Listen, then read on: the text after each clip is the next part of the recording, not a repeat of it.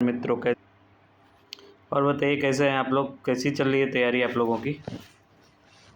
आज हम एक नया टॉपिक लेके आए हैं जो एग्ज़ाम के लिए बहुत ही इम्पोर्टेंट है, चाहे वो टीएसटी का हो, चाहे पीएचडी का हो, असिस्टेंट प्रोफेसर हो, चाहे भूगोल से रिलेटेड कोई भी एग्ज़ाम हो जिसमें ज्योग्राफी आती हो, उसमें इससे रिलेटेड कम से कम 2 से 3 क्वेश्चन तो बनते ही हैं, चाहे कोई भी एग्ज़ाम हो। तो इसको हम लोग देखेंगे अभी। इसको स्टार्ट करते हैं। टॉपिक है हमारा ऊर्जा, एनर्जी हमारा टॉपिक है। ऊर्जा किसको कहते हैं, चाहे क्या होती है ऊर्जा। किसी वस्तु में कार्य करने की जो क्षमता होती है उसे हम ऊर्जा कहते हैं। अगर उसके कार्य करने की क्षमता नहीं होगी तो इस वस्तु का है जहाँ रखी है वहीं रखी रह जाएगी, वहाँ से हिलेगी नहीं, आगे नहीं बढ़ेगी। तो जब कार्य करने की उसमें क्षमता आ गई, इसका मतलब कि उसके अंदर एनर्जी है। ठीक वैसे ही मनुष्य का है, अगर मनुष्य के अंदर एनर्जी है तो कार्य करने की क्षमता उसकी ज़्यादा है। एनर्जी नहीं है, कम एनर्जी है तो कार्य नहीं कर सकता है। तो सिंपल सा वर्डों में इसको समझ लीजिए कि किसी वस्तु के कार्य करने की क्षमता को हम ऊर्जा कहते हैं। भारत में 5 प्रकार के ऊर्जा क्षेत्र हैं। ठीक, एनर्जी जो हम लोग पढ़ने जा रहे हैं उसके 5 प्रकार के ऊर्जा क्षेत्र हैं। पहला है कि जल ऊर्जा के स्रोत, ताप ऊर्जा के स्रोत, परमाणु ऊर्जा के स्रोत, गैस और पेट्रोलियम पर आधारित ऊर्जा के स्रोत और गैर परंपरागत ऊर्जा के स्रोत। ये 5 प्रकार के ऊर्जा के स्रोत हैं जो भारत में हैं। इनको प्रयोग के आधार पर 2 भागों में हम डिवाइड करते हैं। ये इम्पोर्टेंट है, प्रयोग के आधार पर ये मैक्सिमम पूछा जाता है कि नॉन रिन्यूएबल एनर्जी और रिन्यूएबल एनर्जी, मतलब अनव्यकरणीय ऊर्जा और नव्यकरणीय ऊर्जा। ठीक है, तो कौन सी ऊर्जा है जो नॉन रिन्यूएबल है, मतलब कि दोबारा रीयूज नहीं हो सकता है। वो अगर जल गई तो जल जाएगी, ख़त्म हो जाएगी, उसका दोबारा नहीं। और कौन सी ऊर्जा है जिसको हम दोबारा भी यूज कर सकते हैं। तो चलिए हम देखते हैं नॉन रिन्यूएबल एनर्जी कौन कौन सी हैं। तो नॉन रिन्यूएबल एनर्जी में वो सभी वो ऊर्जा के स्रोत आते हैं, जैसे कोयला है, पेट्रोलियम है, गैस है, परमाणु ऊर्जा है। ये वन टाइम यूजेज हैं, इसको हम बार बार नहीं यूज कर सकते। रिन्यूएबल में कौन कौन से आते हैं, तो हमारी सौर ऊर्जा है, ये जल ऊर्जा से जो हमें प्राप्त होती है, भूतापीय ऊर्जा और ज्वारीय ऊर्जा, ये हमारी रिन्यूएबल एनर्जी है। तो ये इन दोनों में से एक क्वेश्चन आता है, आप लोग अगर बैठते होंगे एग्जाम में तो ज़रूर जानते होंगे इसके बारे में। चलिए नेक्स्ट करते हैं। ऊर्जा का वर्गीकरण भी 2 प्रकार से होता है, परंपरागत और गैर परंपरागत, मतलब कन्वेक्शनल और नॉन कन्वेक्शनल। तो परंपरागत में कौन कौन से आ जाएंगे, तो कोयला, पेट्रोलियम और गैस ये परंपरागत में आ जाएंगे। और नॉन कन्वेक्शनल या गैर परंपरागत में आ जाता है नव्यकरणीय ऊर्जा और उसके बाद से परमाणु ऊर्जा। अब नव्यकरणीय ऊर्जा में क्या क्या आता है, सौर ऊर्जा, पवन ऊर्जा, भूतापीय ऊर्जा और ज्वारीय ऊर्जा। तो गैर परंपरागत के अंदर हमारी कौन सी आ गई, नव्यकरणीय ऊर्जा और परमाणु ऊर्जा। अप्रदूषणकारी स्रोत, और एक आ जाता है आपका अप्रदूषणकारी स्रोत। क्वेश्चन आ जाता है कि भारत में भूतापीय ऊर्जा के स्रोत कौन कहाँ से हैं। अगर भूतापीय ऊर्जा जो है उसके स्रोत कहाँ हैं, तो एक है लद्दाख में पूगा वैली तथा हिमाचल प्रदेश में मणिकरण।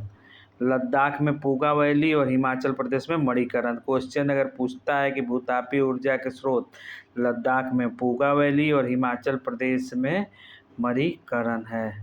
ठीक है, उसके बाद से चलिए नेक्स्ट पेज पे चलते हैं हम लोग।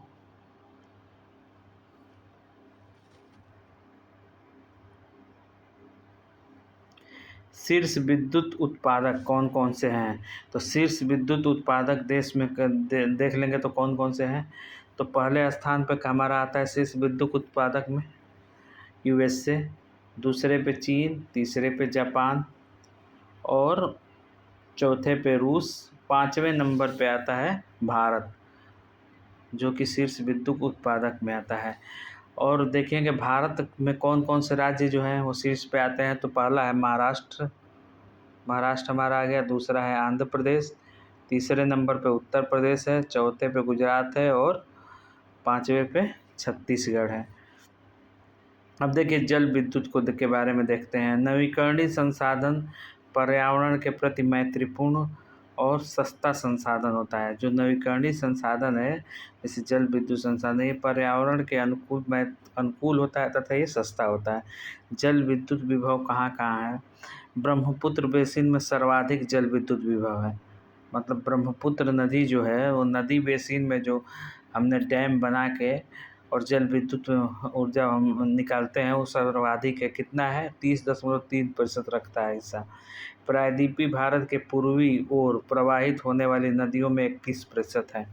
प्रायद्वीपीय भारत में जो हमारी नदियाँ प्रवाहित होती हैं उनसे 21% हम ऊर्जा प्राप्त करते हैं। सिंधु बेसिन से 16%, गंगा बेसिन से 11.7%, प्रायद्वीपीय भारत के पश्चिमी ओर प्रवाहित होने वाली नदियाँ पश्चिम की ओर प्रवाहित होने वाली नदियों से 10%, मध्य भारत की नदियों से 10.4%। तो एक बार इसको आप लोग ध्यान से देख लीजिएगा परसेंटेज का, मतलब सबसे ज़्यादा जो है ब्रह्मपुत्र, उसको ध्यान में रखिएगा। और चलिए नेक्स्ट देखते हैं कि अगर आप लोग को इसमें कुछ चेंज करना होगा तो आप व्हाट्सअप कर सकते हैं, मैसेज कर सकते हैं इस पर, या कमेंट कर सकते हैं कि अगर कहीं भी आप लोग को समझ में नहीं आता है तो। हिमालय क्षेत्र में जल शक्ति विभव लगभग आधा है। भारत में प्रथम जल विद्युत संयंत्र 1897 में स्थापित किया गया। 1897 में स्थापित किया दार्जिलिंग पश्चिम बंगाल में। प्रथम जल विद्युत संयंत्र कहाँ हुआ? दार्जिलिंग पश्चिम बंगाल में 1897 में, 1897 में। दूसरा जल विद्युत संयंत्र कावेरी नदी पर 1902 में शिव समुद्रम जलप्रपात पड़ता है। ये कहाँ पे है? तो ये कर्नाटक में पड़ता है, कावेरी नदी पे। नेक्स्ट है अन्य जल विद्युत केंद्र कौन कौन से हैं, उनको भी देख लेते हैं हम लोग।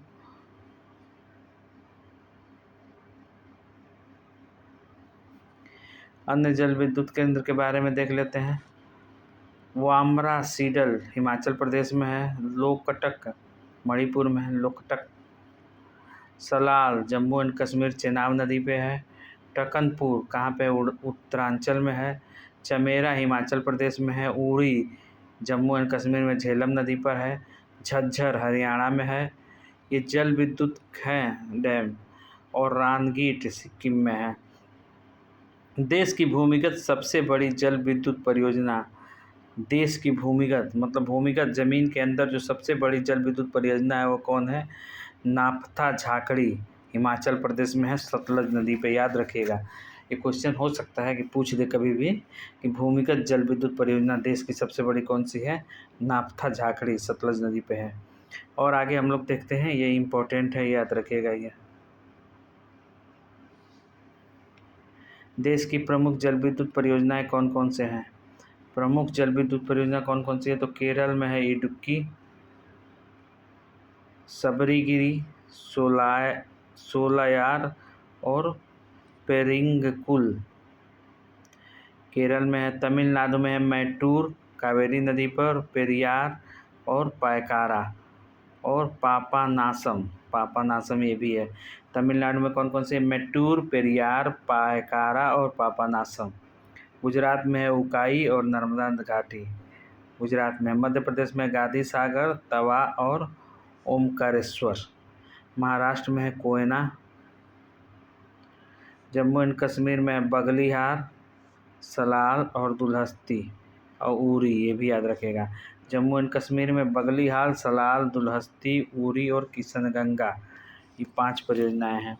हिमाचल प्रदेश में जल विद्युत परियोजना कौन कौन सी है? तो नापथा झाकड़ी जो कि भूमिगत है, सतलज नदी पे है, और चमेरा जल विद्युत परियोजना। ठीक है। आंध्र प्रदेश में कौन कौन सी है? नागार्जुन सागर, श्रीशैलम हो गया, सिलेरू हो गया और मचकुंड है।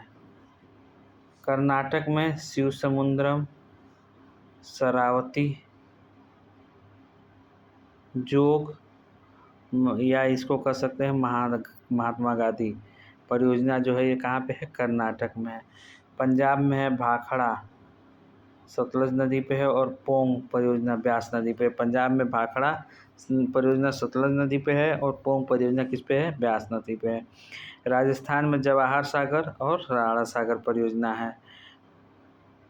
ठीक है। राजस्थान में कौन कौन सी है? जवाहर सागर और राणा सागर परियोजना है। इसके बाद चलिए नेक्स्ट देख लेते हैं।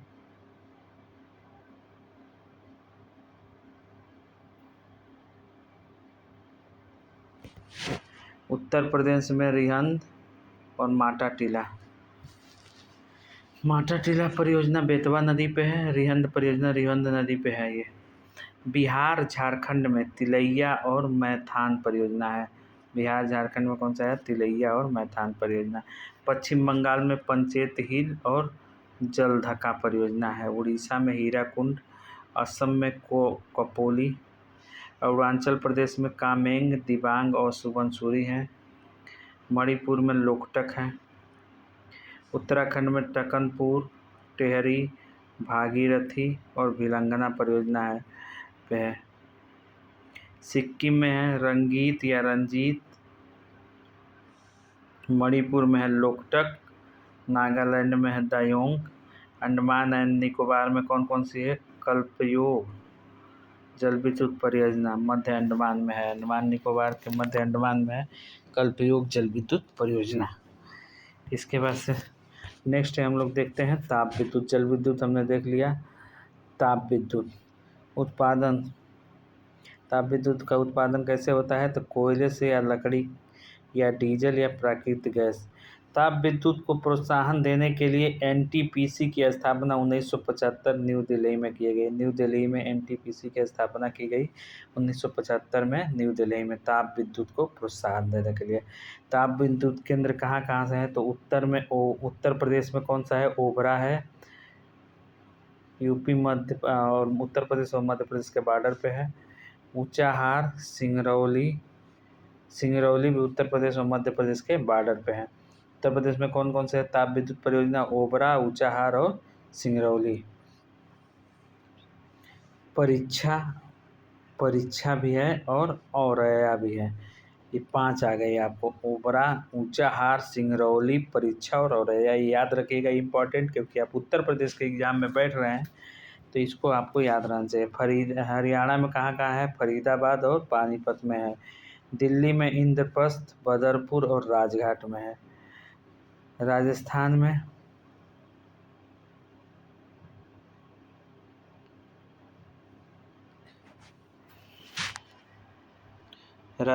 में आपका है कोटा, अंता और सूरतगढ़, यहाँ पे है।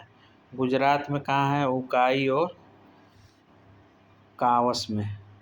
गुजरात में है उकाई और कावस में है।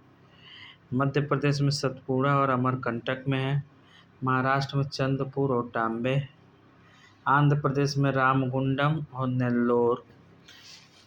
तमिलनाडु में नेवली, एन्नौर और तूतीकोरिन भी है। बिहार झारखंड में पतरान और बरौनी है। उड़ीसा में तलचर है आपका।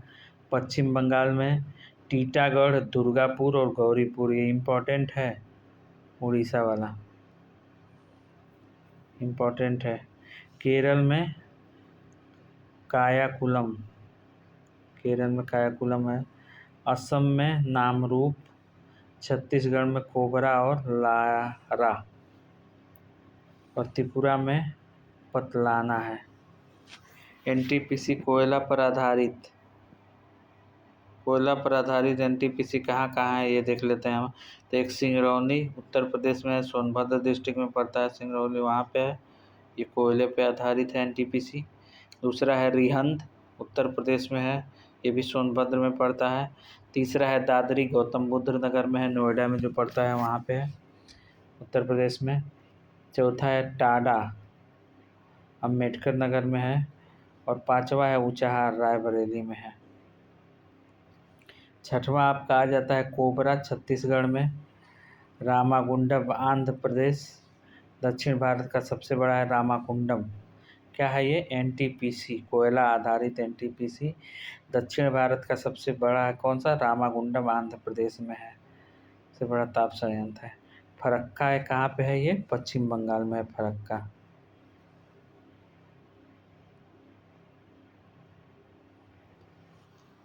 उसके बाद से कहलगांव बिहार भागलपुर में है। तलचर उड़ीसा में है। बदरपुर दिल्ली में है। बदरपुर में भी एनटीपीसी है। तलचर उड़ीसा में है, कहलगांव बिहार में है, फरक्का पश्चिम बंगाल में है। एनटीपीसी का गैस आधारित कौन कौन से हैं?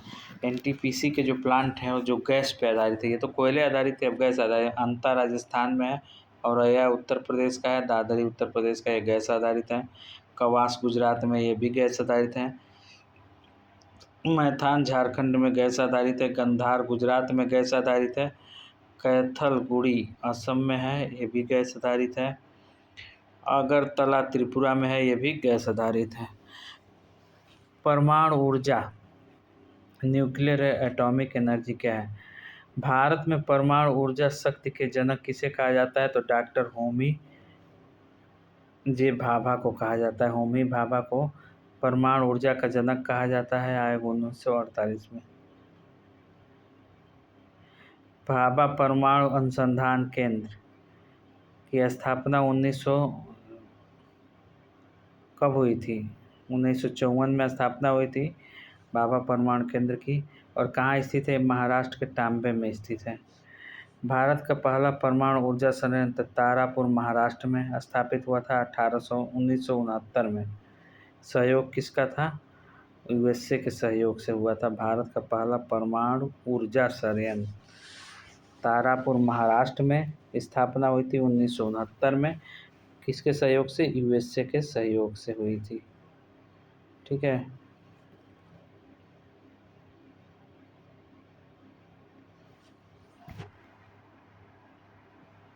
भारत में परमाणु ऊर्जा संयंत्र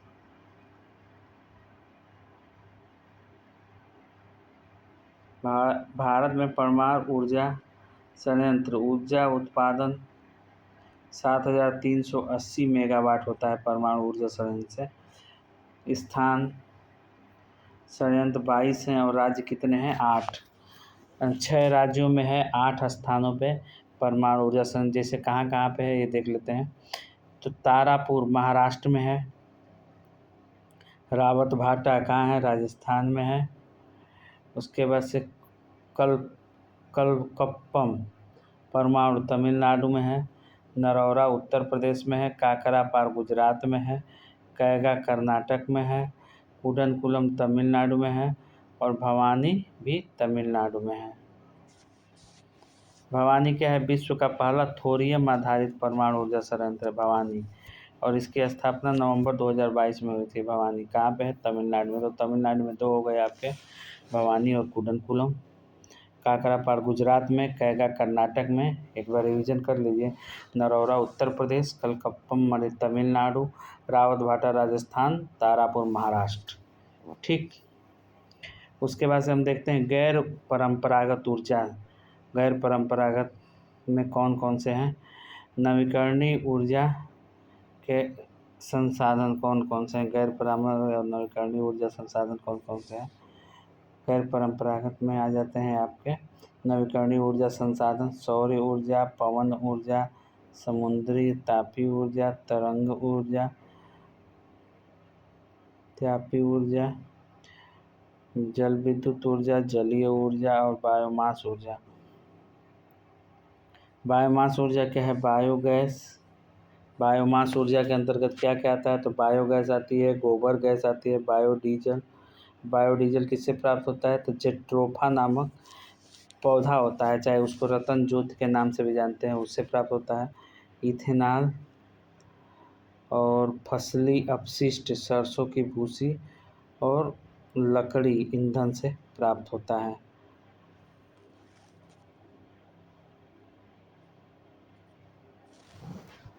सौर ऊर्जा को हम लोग देखते हैं। तो सौर ऊर्जा का मुख्य स्रोत है सूर्य। सौर ऊर्जा का मुख्य स्रोत क्या है? सूर्य है। मतलब सूर्य से अगर जो प्रकाश के रूप में एनर्जी मिलती है, जो आता है, उसी से वो क्या होता है? सौर ऊर्जा चार्ज होता है और हमें एनर्जी देता है। पृथ्वी के लिए ऊर्जा का प्राथमिक स्रोत है। प्रदूषण युक्त होता है यह और अच्छी ऊर्जा है। सौर ऊर्जा की संभावना सबसे ज़्यादा कहाँ है? तो राजस्थान में है। पवन ऊर्जा, वाइंड एनर्जी, मुख्य स्रोत पवन हवा होती है कि जैसे हवा चलती है तो उससे क्या है? उसके पंखे घूमने लगते हैं पवन के, और पंखे के घूमने से पवन ऊर्जा उत्पन्न होती है। भारत 8% है। भारत विश्व में पवन ऊर्जा में 5वें स्थान तथा एशिया में दूसरे नंबर पर है। भारत का कौन सा राज्य है जो पवन ऊर्जा में ज़्यादा है? तो वहाँ पे तमिलनाडु और महाराष्ट्र है। यूएसए पहले स्थान पे है, जर्मनी दूसरे पे है, स्पेन तीसरे पे है, चीन चौथे पे है स्थान पर है। बायोमास एनर्जी, बायोमास ऊर्जा को देख लेते हैं। मुख्य स्रोत क्या है बायोमास का? पशुओं का गोबर या मानव मल। ये बायोमास एनर्जी के लिए पशुओं का गोबर या मानव मल।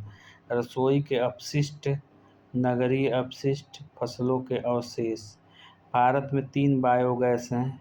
कौन कौन से? कोयम्बटूर में है, उदयपुर में है, समस्तीपुर में है, पूसा समस्तीपुर में।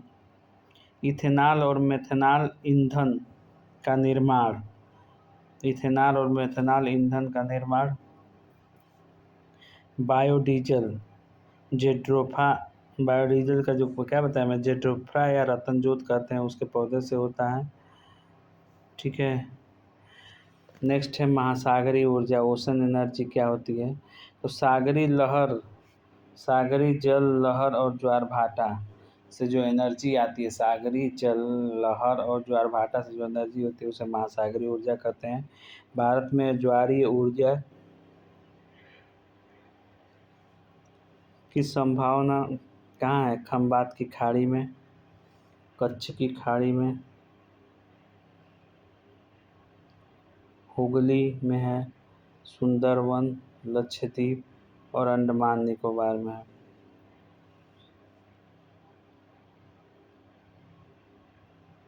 भारत में प्रथम सागरीय विद्युत संयंत्र केरल में है, विझिंगम में है।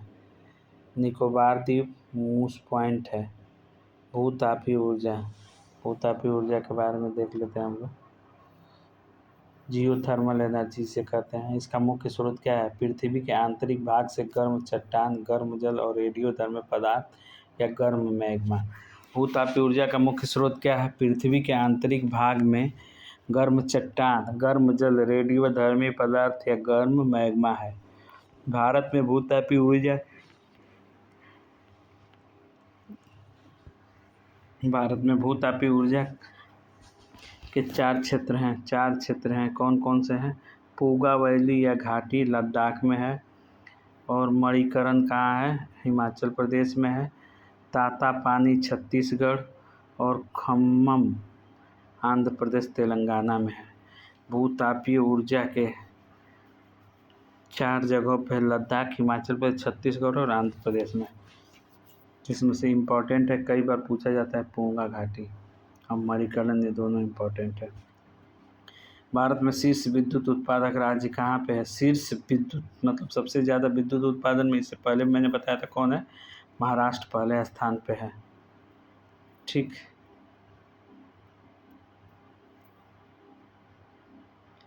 भारत में विद्युत उत्पादन के साधन क्या क्या है? विद्युत उत्पादन के साधन क्या है? तापीय विद्युत, जल विद्युत, परमाणु ऊर्जा और नवीकरणीय ऊर्जा। सौर ऊर्जा की संभावना सबसे ज़्यादा राजस्थान में है, और सबसे ज़्यादा उत्पादन कहाँ होता है? गुजरात में होता है। सौर ऊर्जा की संभावना राजस्थान में सबसे ज़्यादा है, बट उत्पादन उसका गुजरात में होता है। विद्युत खपत कहाँ होती है? उद्योग में, कृषि में और घरेलू में होती है। 100% ग्रामीण विद्युतीकरण वाला राज्य कौन सा है? तो हिमाचल प्रदेश। 100% ग्रामीण विद्युतीकरण वाला राज्य कौन सा है? तो हिमाचल प्रदेश है। ये याद रख लीजिए, इम्पोर्टेंट तथ्य है।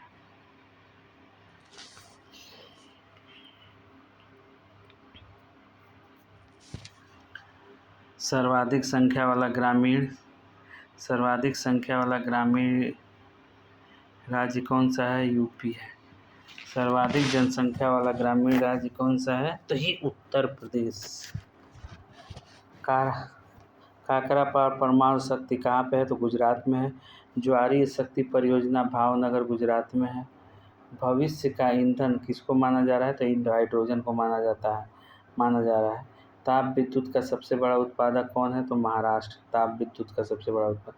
स्वदेशी तकनीक से निर्मित परमाणु संयंत्र कौन सा है? स्वदेशी तकनीक से कौन सा परमाणु संयंत्र निर्मित है? तो कलपक्कम तमिलनाडु का है। तारापुर यूएसए, तारापुर कहाँ है? किसके सहयोग से है? तो यूएसए के। रावत भाटा किसके सहयोग से? कनाडा से है। पतरातू कहाँ है? झारखंड में है। सिंगनेरी कहाँ पे है? तेलंगाना में है। तलचर कहाँ है? उड़ीसा में है। रामाकुंडम मुंडम कहाँ है? तेलंगाना में है। और सिंगरौली उत्तर प्रदेश में है। ओबरा ताप विद्युत के सहयोग से उड़ान एक गैस आधारित शक्ति परियोजना मध्य प्रदेश में है। ओबरा ताप विद्युत के सहयोग से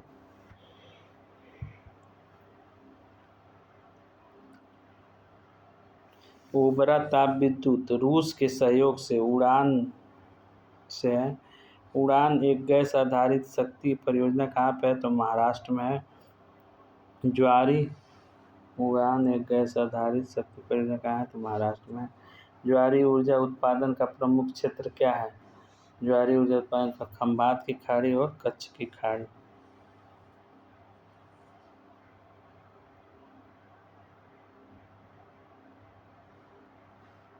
केयर्न एनर्जी ये मुख्यालय कहाँ है? तो ब्राज़ील में है। भारत में ऊर्जा उत्पादन का सर्वाधिक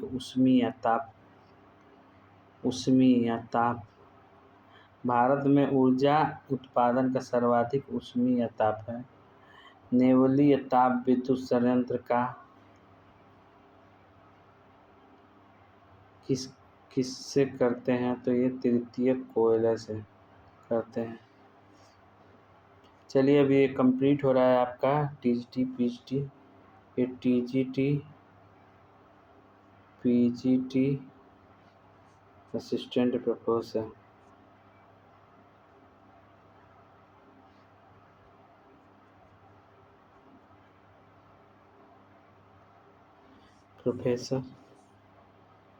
एंड अदर जो भी एग्ज़ाम होंगे इस सब में आएगा क्वेश्चन। इस बात को ध्यान में रखिएगा आप लोग। बहुत ही सिंपल तरीके से इसको बनाया गया, बड़ी मेहनत के साथ लिखा गया है नोट्स, और उसके बाद से आपको ये दिया जा रहा है। अगर इसकी पीडीएफ भी चाहिए होगी तो मिल जाएगा, बट अभी आप ये इसमें इतना सिंपल तरीके से बताया गया, 1 से 2 बार आप रिवीजन करेंगे सारा सब कुछ आपको याद हो जाएगा। चलिए नेक्स्ट वीडियो देखते हैं कब अपलोड होता है। आप सभी को जय हिंद, जय भारत, थैंक यू।